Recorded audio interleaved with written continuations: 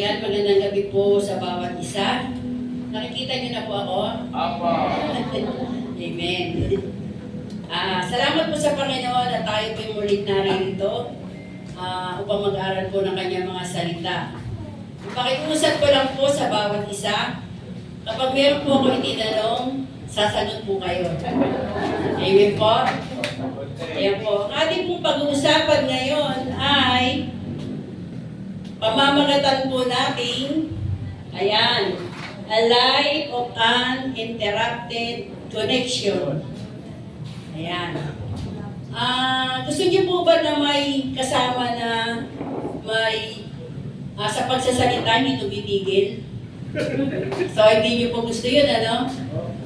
So, pero sa Panginoon po, yung connection natin ay, yun po ay kailangan natin. So, para po sa ating team verse, dadako po tayo sa book pa ba lang po, Book of 1 Thessalonians, verse 5, paragraph 17. Ayan, tama po, no? So, ang sabi po dyan, pray without ceasing. Ayan, maliwanag po, ceasing, hindi po sisig. Ayan po. Tayo po ay saglit na manalangin mga kapatid. Yes, O God, salamat po, Panginoon, sa gabi pong ito. Sa pagkakataon kami po ay muling nagkasama-sama kung mag-aaral po na yung mga salita. Lord, dalangin po namin ang iyong pong pangunguna sa amin, Panginoon. At ako po patuloy na humingi sa inyo ng karunungan, aming dakilang Diyos. Kalakasan ng loob, Panginoon, upang ang mensahe mo po ay ihayag ko po na may kaliwanagan, Panginoon. At kami po ay ganap po na magkaunawaan aming dakilang Diyos. Patuloy po namin dinadalangin na patuloy po kami pagkalooban ng pusong marunong pong sumunod. Pusong gusto pong matuto aming dakilang Diyos. At sa gabi pong ito, Lord, amin pong ay binabalik sa iyo ang lahat po ng papuri at pasasalamat. Sa pangalan po ng Panginoong Hesus, Amen and Amen. Okay po, dadako na po tayo sa praying without ceasing. Means, ayan po, pakibasa po, Sister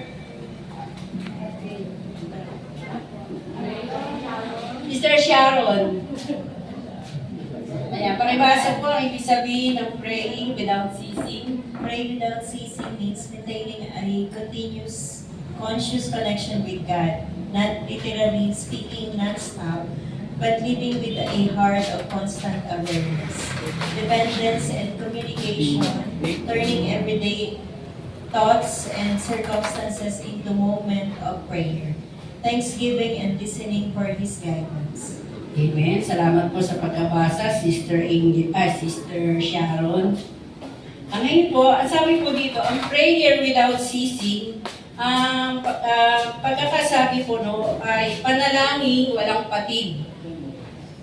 Ay hindi po literal na ibig sabihin ay panalangin hindi tumitigil. Sa halip, ito po ay tumutukoy sa estado ng ating puso. Patuloy na nakataon sa Diyos at nakikipag-usap sa Kanya. Ayan po. Ano po ba iba-ibang estado ng puso natin? Kumisan tayo po ay nagagalak, nag-aalala, o kaya ay nagagalit. Ayan. Tanong ko lang po, ulat po ng pinag-usapan natin, no? Kung di po kayo sasagot, magtataas kayo ng kamay. Pero hindi ko lang po kayo tatawagin. Sino po ang kakapag-pray dito na 3 times a day? Pakataas nga po ang kamay. 3 times a day nakakapag-pray. So, ibig sabihin niya, mas marami pa, no? 6 times a day. Oh, 9 times a day. Ayan, talagang kailangan po pala natin pag-aralan ng prayer without ceasing. So, after po nating mapag-aralan ng aralin ito, ayan, ma-amaze po tayo. Sa tulong ng Diyos, di na po natin mabibilang ang dami ng ating pakikipag-usap sa Kanya. Yan, simulan po natin. Example po. Ayan, sa umaga, pagkagising, yan iba po sa atin kumakanta. Pero ako po hindi nakakanta. Kasi po, kaumpisa lang natin, baka magtayuan na kayo. So, dadaan na po ako sa prayer.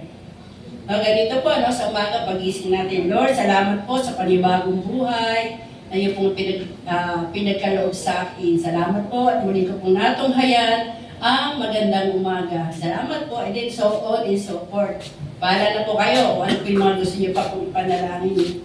So umaga pa lang po yun. Tapos po, na magbe-breakfast po tayo. Yung breakfast, siyempre bago tayo umalis, magbe-breakfast tayo.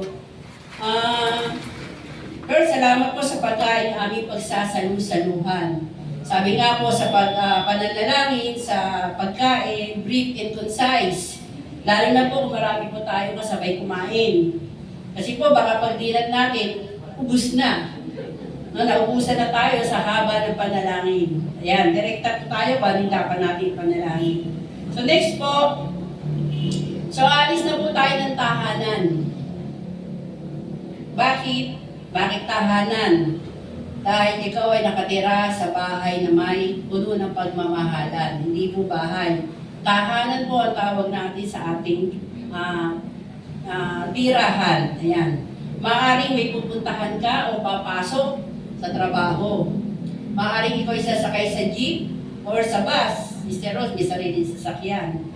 Yan. Ano po ipagpe-pray natin? So, pe-pray ulit tayo. Pray for protection. So, okay po, no? Habang bumibiyahe ka na, may nag-text sa'yo. Si Kumare, unbeliever pa. Humingi siya ng panalangin. Sabi niya, Mare, tila manganganak na ako. Pupunta na kami sa ospital. Pakisama naman ako sa prayer. Ano nga po? Baka hindi ko na umatuloy sasabihin ko. Pakisama naman po ako sa prayer kasi po baka manganganak na ako. Ayan. So ano po tawag doon sa request niya? So urgent na naman po yun, di ba? Kasi pupunta na siya na hospital, manganganak na. So po, siguro mga pitong page lang naman to, no? So pangalawa na to. Continuation po, no? Sa ating pong group chat, di ba po pangkaraniwan, may bigla-bigla pong message na lumalabas, ano? Kung nasan man tayo. Kumisan, as for prayer na may, minsan po, ito po, masasabi natin din na urgent kasi binag-text, pakisama po ako sa prayer kasi may interview ako sa US Embassy. No? For, siguro sa work o magtutur, ganyan. So, nung araw na yun, nag-pray siya, nag-request. May-pray request siya. So, urgent din po yun. Hindi po natin pwede sabihin na, ay, busy ako eh. Naglalaba. Kaya nagluluto ako. Mamaya na lang gabi. Mamaya gabi ko na lang pag-pray si brother. So, ano na po, lipas na, no, yung request niya. So, ibig sabihin po, kahit busy tayo, yung prayer po, pwede po yun na pag naglalaba tayo, sama po natin siya sa prayer. No, hindi naman po kailangan na lungkod tayo sa labahan natin.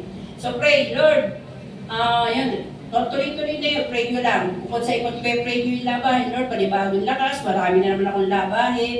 Ayan, may nagpe-pray ko si brother, na i-interviewin ngayon sa US Embassy. Nawa, paging maayos yung kanyang gagawin doon, ganyan. So, and so forth. So, ganun po. So, ibig sabihin po, pag po may nag-message na lumabas sa atin sa cellphone, sa group chat, kapag po tayo ay nag-like or nag-puso, ibig sabihin po, talaga maging responsable tayo sa pag-pray. Kung hindi po talaga tayo available, siguro hindi ko po alam kung kailangan tayo makigyan or basta po, kung may pagkakataon, hindi po natin po pwede sabihin, pag mga urgent ay busy kasi mahaba po yung ating oras. Pwede natin sabay sa trabaho natin. So, balik po tayo.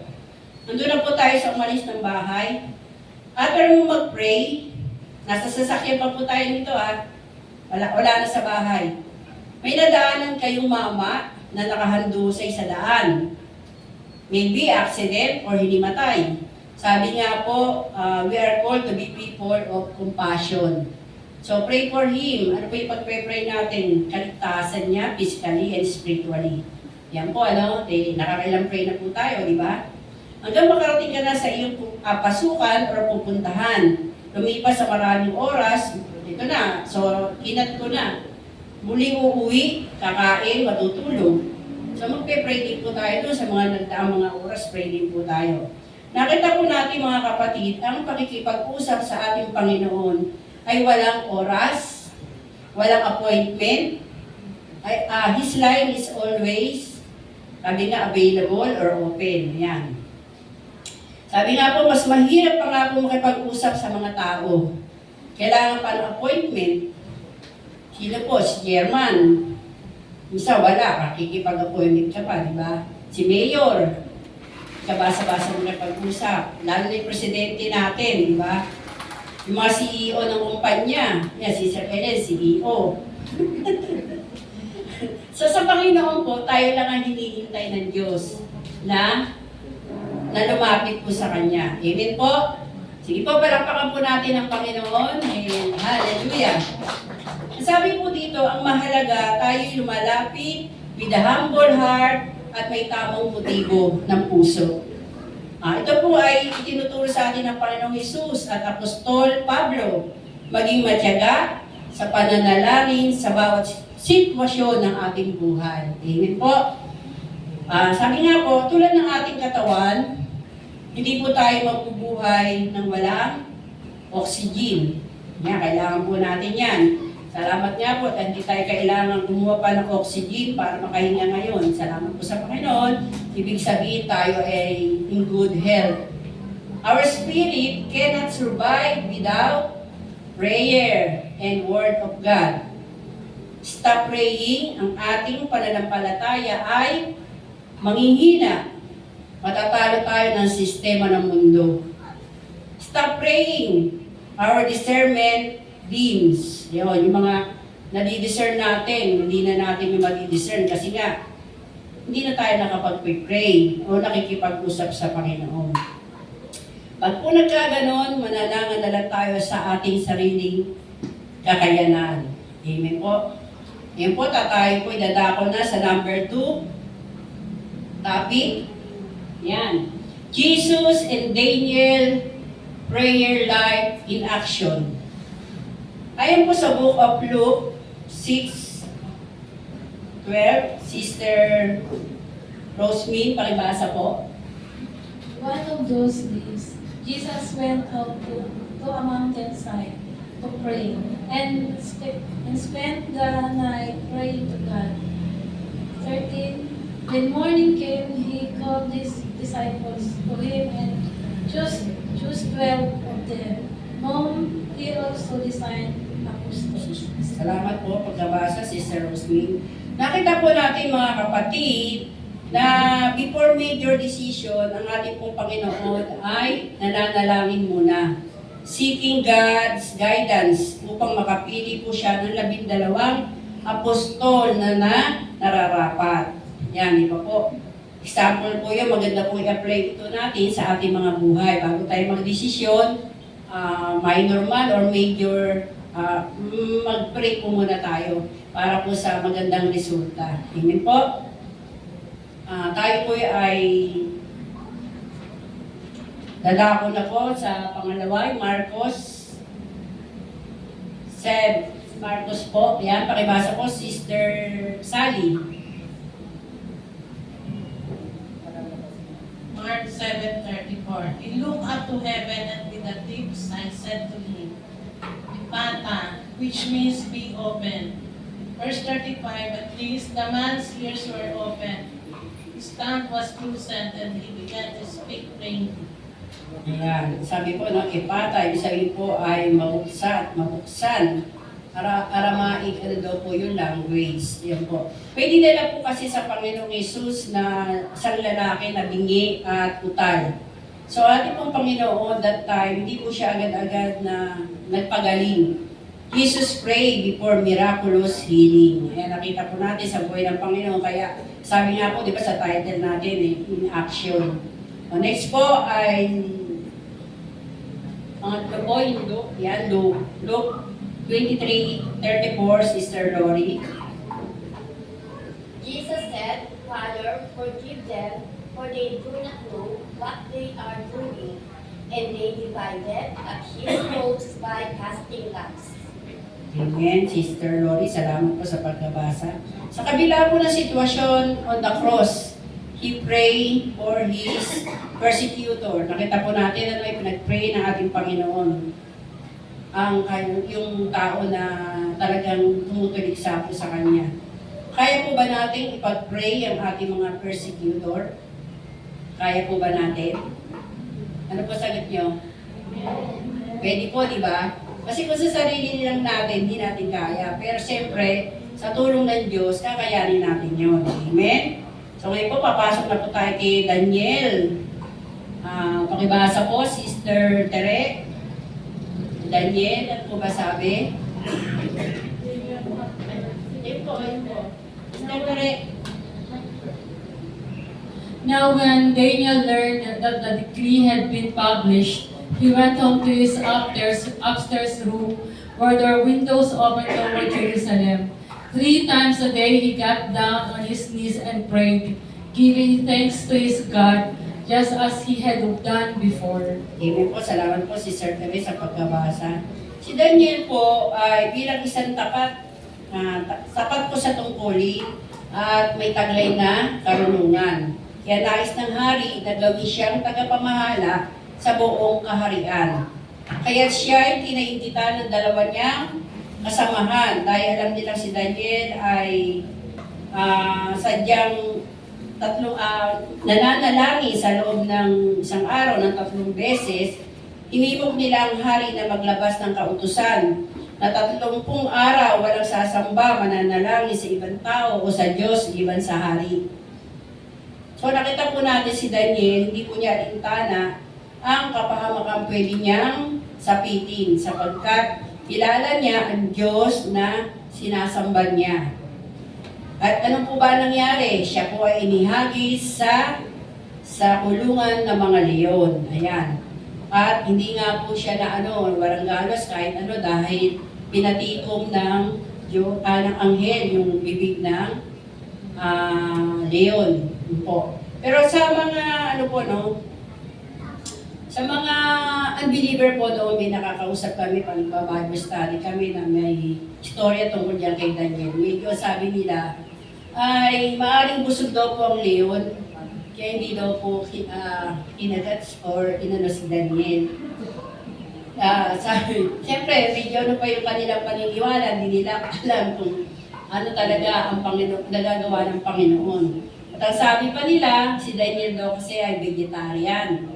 Kaya yung leon, ayaw ng vegetarian. So alam naman po natin, hindi totoo yun, no?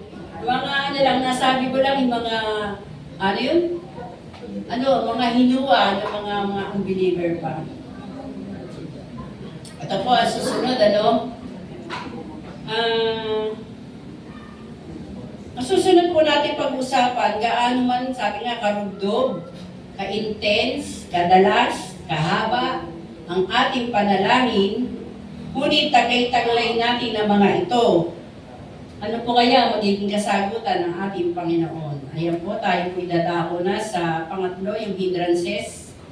Hindrances to prayer. Ayan po, sa una ay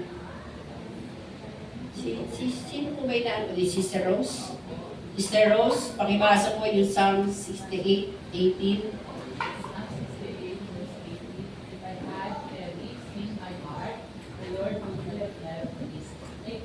Sige po, pakiulit, Sister Rose, with mic. Kinakabahan. Psalm 66 verse 18, If I had cherries, sin in my heart, the Lord would not have me listen. Amen po, ayan. So, ang kasalanan po na tinutukoy dito ay ang kasalanang pilit pa rin nating sinasapamuhay. Kasalanang inaalagaan. Kasalanang di matalikuran. Yan po, maging ang ating mga pag-uugali, nandiyan na ang pagiging makasarili, pride. Ano pa po? Maging mali din po itong i-claim natin ganito. Ganito talaga ako, mainitin ang ulo. Ganito talaga ako, suplada. Ganito talaga ako, pikon. Ayan. Mali po na ganito talaga ako na lagi natin kiniklaim. Kaya sabi nga po sa 2 Corinto 5:17, Kabanata 5, talatang 17. Sabi po dito, ang nakipag-isa kay Kristo ay isa ng bagong nilalang. Sinasabi po dito bagong nilalang, hindi po yung nagbago yung anyo natin, na biglang sumeksi o biglang nagka-power, diba po, tapos lilipad, hindi po yun. Yung bago nilalang, gaya po sa lalaki, biglang lalaki ng katawan, magbabubuhat ng mabigat, di ba? Hindi po yung bago nilalang na tinutukoy dito. Ibig sabihin lamang po ay bago nilalang, wala nang dating pagkatao, siya'y bago na. Ito daw po yung, nung tinanggap po natin ang Panginoong Isus, yung mga kasalanan natin ay kasama na pong nalibing ng ating Panginoong Isus ay nalibing. At na siya'y nabuhay, yun nga, naging bago nila nung tayo kasi wala na yung kasalanan natin in the past ay napatawad na. Yung sabi nga yung justification. So ngayon, madali, lagi po natin naririnig, on process pa ako eh. Process pa tayo, di ba? Ang tawag daw po doon ay sanctification dahil pinaprocess pa tayo. Kaya every time na magkakasala tayo, yun nga, salamat sa Diyos at every time nagkakasala tayo, makakalapit tayo muli sa Kanya at magpapalinis. Kaya ang ano lang po sa atin ay huwag mag-alaga ng kasalanan. Talaga pong nagpo-fall pa tayo kasi sabi, under, ano pa tayo, process. Ang pinakamaganda ay tinatawag na glorification. Ano po, yung future. Yung po sabi, perfect in heaven. Sino po gusto maging perfect na? Pwede naman po maging perfect, pero not in heaven. You know? Dito lang po muna sa lupa. Lord, gusto namin dyan, pero marami pa po kaming siguro gagawin dito sa mundo. Ayan, at saka yung mga kamag-anakan namin, ayaw pa namin maiwan. So pwede tayo maging perfect, pero not in heaven. Kaya dito siguro. Pero sabi niya, under process tayo eh. Okay lang po. Sabi po rito, ito po ang i-claim natin sa ating mga sarili bilang mga lingkod ng Panginoon upang ang Holy Spirit ay makakilos sa ating mga buhay. The Holy Spirit, The Holy Spirit purify us. Diba po? Ang goal natin na maging Christ-likeness. Amen po? Sabi po dito, choose to be kind and start with me. Pakiulit nga po. Choose to be kind. Tuloy niyo po yung sarili niyo. And start with me. Ulit po. Choose to be kind and start. Tuloy niyo yung katabi niyo. With you. Ulit po Choose to be kind and start with you. Okay. Salamat po sa pakikipag-cooperate.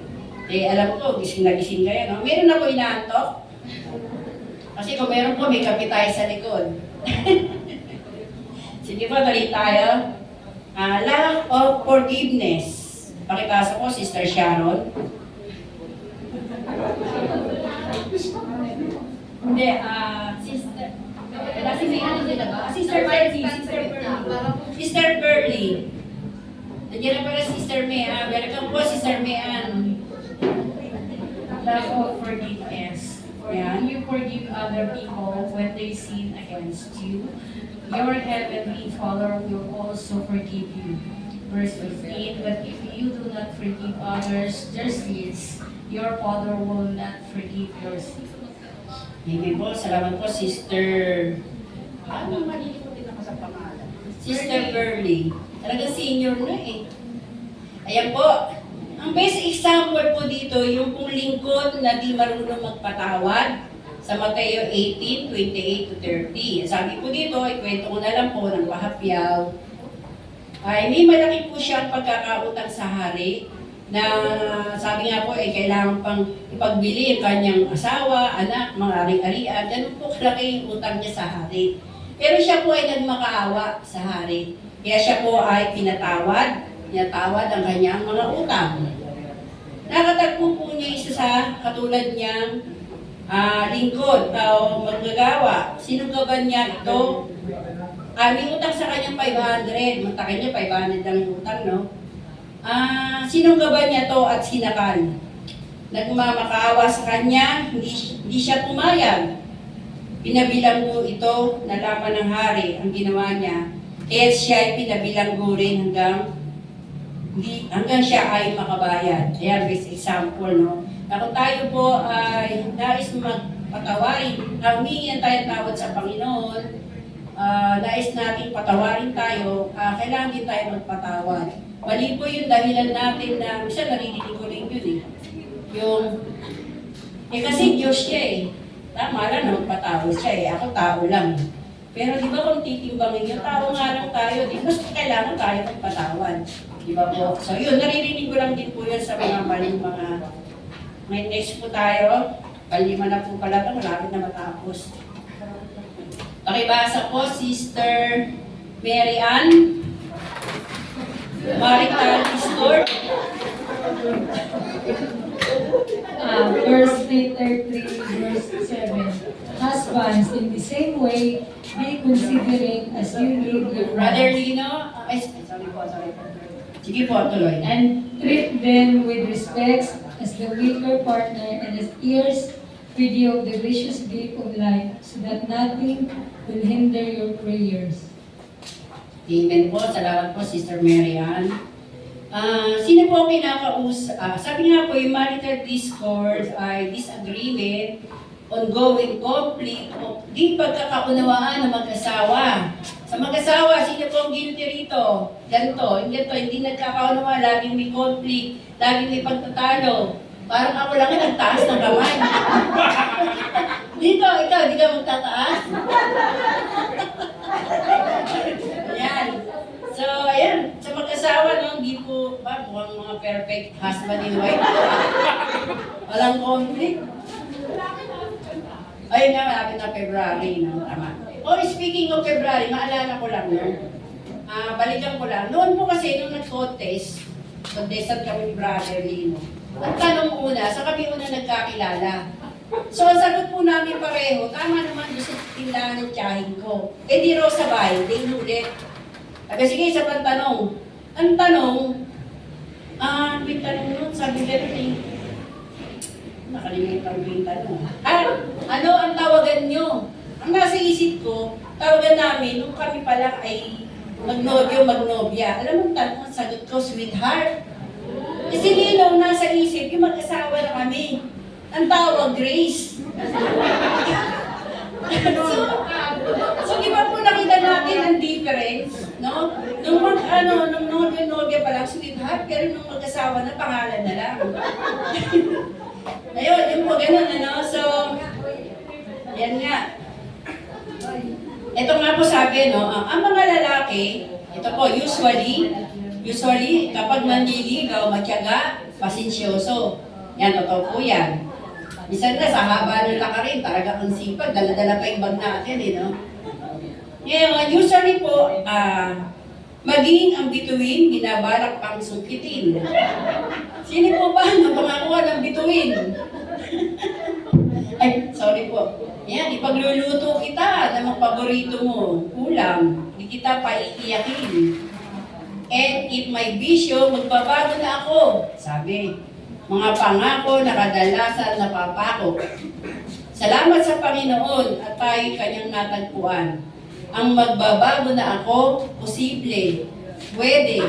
Di ba po? Talagang mangyayari dahil sa biyaya ng Diyos at sa tunay na tumanggap sa Panginoon. Kailangan po tunay tayo tumanggap sa Panginoon, hindi po fake. Uso na po ang fake ngayon. Kaya sana ang pagiging pagtanggap natin sa Panginoon ay genuine. Di ba po? Ayan. Okay lang kahit 10 carats gold. Gold pa rin yun. In fairness din po sa mga mag-asawang lalaki, sinabi din po sa Biblia, tayong mga babae ay pasakop sa ating mga asawa, lalo na't sila naman ay nasa tama. Ayan. Or nasa katwiran. Kaya minsan niya ako napapansin nyo, Tuesday, hindi nga ako nakaka-attend. Kasi sa gabi, nung mga time na yun, si Mr. Talaga po, antok na siya. Kasi po, 2:00 pa lang ng umaga, igising na siya. So, kahit po gusto mo umatin, ay sabi nga po, basta ako, di ba po, baka maging cause pa ng pag-aaway namin. Kaya hindi ako nag-a-attend. Pero this time, salamat sa Diyos, siguro tuloy-tuloy na to, Brother Dino, no? Yung Tuesday, arap na tayo. Nasimulan na natin, na 4 na linggo, siguro naman, pwede na ituloy-tuloy. Accepted ka naman kay Pastora, siguro mahiga ka na sa children. Mag-inaanto ka na, okay? Sabi niya, pasako. So, ano, papasako ako sa kanya, hindi ko pinipilit kasi na baka mamaya. Ayun na, alam niyo na. Buti nga po, nakakasama ko na siya. Dati pag umatin ako, ang damit ko nasa labas na. O, di ba? Brother Lino, natatawa ka, pero totoo, di ba? So, balik po tayo, no? So, balik po tayo. Sabi po dito, pakitunguhang mabuti. Dahil ang mga asawang babae ay mahina. Nakapaloob po dito para po sa ating mga kalalakihan, paggalang. Paggalang, ano po ba yung paggalang? Kasama po dito yung healthy communication. No, ang ibig sabihin ng healthy communication ay two-way. After mong magsalita, kailangan mo ring makinig. Di ba po?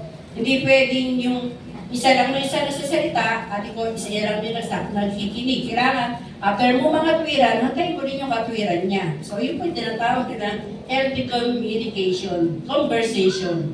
Kaya po, ang tenga ay makinig. Kasama din po dito ang sinasabing pang-unawa.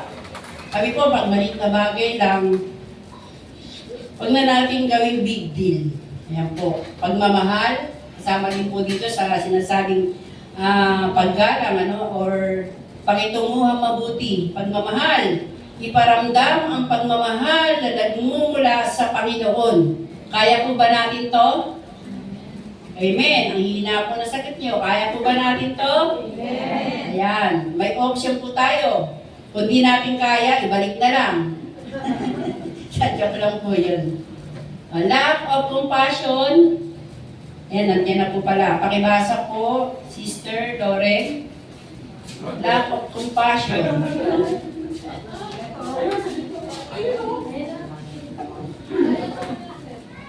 Proverbs 21 verse 13, whoever shuts their ears to the cry of the poor will also cry out and not be answered. Salamat po, Sister Loren, sa pagbabasa ng salita ng ating Panginoon. Reminder po sa atin na ang pakikipagkapwa-tao ay huwag aalisin sa ating buhay. No? Sabi nga po, no man is an island. Ayon nga po sa Kawikaan 3:28, kung mayroon ka ngayon ng kanyang kailangan, huwag nang sasabihin, bumalik ka bukas at bukas ko ibibigay. Ibig sabihin, kung meron rin lang po tayo, ay bigyan na natin. At kapag po tayo ay may sinasabing malasakit, maging ang mga taong di kaibig-ibig ay kaya po nating mahalin at ipanalangin. Maging ang sinasabing di naman sinasabing kaaway natin kasi di naman tayo nang-aaway. Maaari sila nakakasar sila sa atin o naiinggit, nararamdaman natin yun. So, pwede din po natin sila isama sa panalangin natin. At pwede rin po tayong mag-act na kumisan may masarap tayo niluto or marami tayo niluto, pwede po natin silang bigyan. At kung naman po tayo maghintay na sila ay magbabalik agad-agad. So, naano po yun, naaayos po yun, ano. At yung may mga sakit, ayan, may pagpe-pray din po natin. So, sabi nga po, yung sa sinatawag na malasakit, kailangan may malasakit tayo sa ating kapwa. Kilala man po natin o hindi, believer man po, unbeliever, kailangan pakita po natin yung malasakit natin sa ating kapwa. Sunod po, lack of faith. Sister Lena.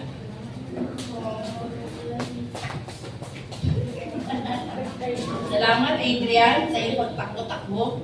And lack of faith, but when you ask, you must believe, not doubt, because the one who doubts is like a wave of the sea, blown and tossed by the wind. 7, that person should not expect to receive anything from the Lord. 8, such a person is double-minded and unstable in all they do. Salamat po, Sister Elena, sa iyong pagkabasa ng salita ng ating Panginoon. Ayon nga po sa ating binasa, sa ating pananalangin, hindi tayo dapat mag-alinlangan. Di dapat mag-isip ng mga negatibong bagay. Patuloy lang tayong manampalataya at pagkatiwala ang lahat sa Panginoon. Sabi nga po ni James MacDonald, kilala niyo po siya, si James MacDonald? Oo, si MacDonald. Yung may marami pong tinitindang manok, si James MacDonald.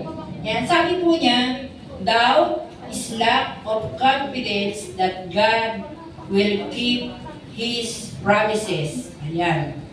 Yung pagdududa raw po natin ay kawalan natin ng kumpiyansa na magagawa ng Diyos yung mga pangako niya sa atin. Alam naman natin na magagawa ng Diyos yun. Minsan na sa atin lang ang problema. Di ba po? Okay, sabi po dito, choose to believe and trust. Amen? Amen po? Okay, next po. Asking selfishly, Sister Ellie, pakibasa po. James 4:3, when you ask, do not receive because you ask with the wrong motive, that you may spend what you get on your pleasures. Amen po. Salamat po, Sister Ellie, sa inyong pagkabasa. Sabi nga po, wala pong nalilihim sa ating Panginoon. Ang ating iniisip, saloobin, paghingi na may wrong motives for selfish pleasure or worldly gain, no is the answer of our Lord. Amen po. Yan, tapos na po tayo mga kapatid sa inyong mga pagbabasa ng mga salita ng Panginoon. Dadako na po ako sa huli ay tinatawag kong mga benefits of constant prayer. Napakabuti po talaga ng Panginoon. Ano? Pinakikita niya sa atin yung mga hindrance, hindi ngayon naman, makikita niya man ngayon ang mga benepisyo ng ating pananalangin. Sabi po diyan, number 1, pakisuyo po, ayan, sabi po diyan, deepening our relationship with God. Sabi po, patuloy na tumitibay at lumalalim ang ating relasyon sa Panginoon. Pag tayo po'y patuloy na nanalangin, builds our faith and trust. Susunod po diyan, sabi, constant guidance and wisdom. Sabi po dito, helps align our heart and decision with His will, leading to discernment. Yan po, no, yung binibigyan niya po tayo ng karunungan, kung sino, di ba po, minsan may problema tayo, kung sino ang ating lalapitan. Una po siyempre, magpe-pray tayo, and then, ibibigay po ng Diyos kung sino pwede natin lapitan, kung paano natin masosolve yung isang problema,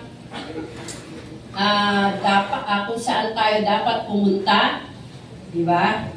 At ano ang ating dapat gawin. Yan. Nagiging positibo ang ating pananaw sa mga bagay-bagay. Pag tayo po'y patuloy na lumalapit sa Panginoon at nananalangin. Meron tayong clarity of mind, hindi po tayo tinatakasan ng bait na kawawa naman po si Sisa, di ba po?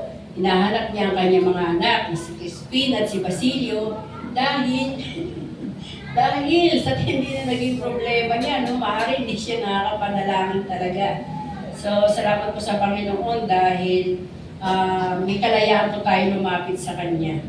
Susunod po, ang unwavering peace. Yan, patuloy na kapayapaan at di tayo basta-basta natitinag, magiging kalmado sa gitna ng mga hamon ng buhay. Iba po talaga yung patuloy tayo nananalangin sa Panginoon because we know who God is. The more we know God, the more stable our faith. Nare-reduce yung ating stress. Natutulungan tayo na ma-reduce ang ating stress. Bagat meron, pero ma-reduce at kinakaya. At bring serenity. Nagkakaroon tayo ng kapayapaan. Next po. Ayan, matatapos na po tayo. Strengthen faith. Strengthen our faith. Strengthening our faith.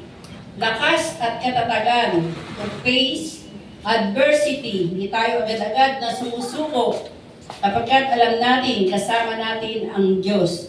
Ang lahat ay under His control. Amen po. Next po, activates gratitude. Ayan, nagpo-focus po tayo sa mga blessing ng Panginoon.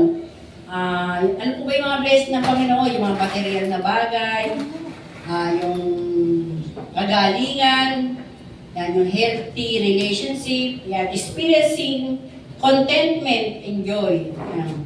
Kapayapang, di maliri, ating po yung nararanasan sa ating pong patuloy na pananalangin sa Panginoon. Kaya sabi, na-activate yung ating pasasalamat. Next po, purpose. Align our will.